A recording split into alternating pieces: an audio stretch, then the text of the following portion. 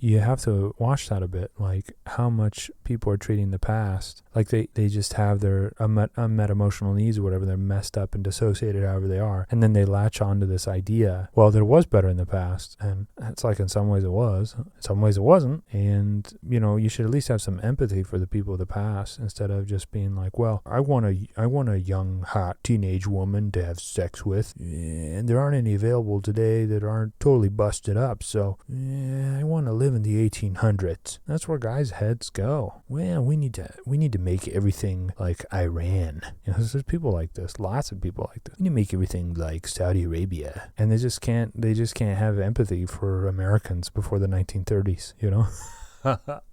And that's why I think that's the good starting point. Obviously, I espouse philosophy and self-knowledge, but hey, if you're going to be possessed of ideals of yesteryear, at least try to have some empathy for those people. I hear people talk, oh, well, we need to go back before the Enlightenment, back before individualism became a thing, back to a Catholic Church-run society. I think, okay, great. Well, then what do you know about chivalry? And they say, oh, what is that? Is that white knighting? Is that being a simp for women? People have no clue. They have no clue what they're talking about. They just see problems and they think they have solutions without even really thinking into it. What was the medieval mindset? Did people believe in ghosts or not?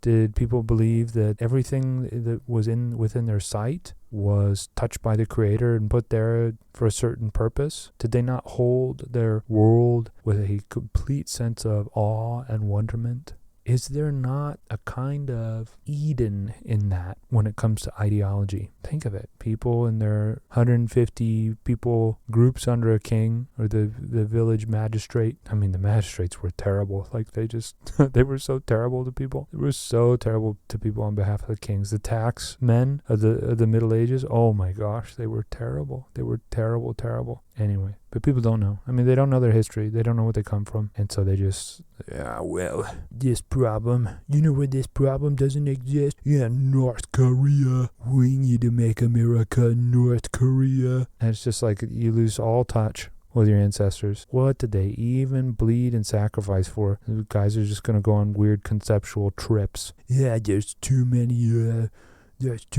cat ladies. We need to liquidate the cats. Like, how is that not any less of a drug trip than like boomers in the NFL? Everyone has this like druggy relationship with concepts and ideology. It's really weird, dude.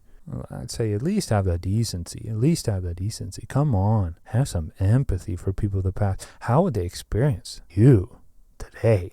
These schemes and proposals that people in politics have. Goodness gracious. I would be curious, because the way I explain things, I'm going for universals. I'm going for timelessness. I'm going for that high watermark with philosophy. And I tell you, I think people from 100 years ago, I'd have to explain a few terms, but I think they would be at ease with me, and they would see me as untroubled, and they would take solace in my company. And the same cannot be said about a lot of people who have these big utopian ideals today.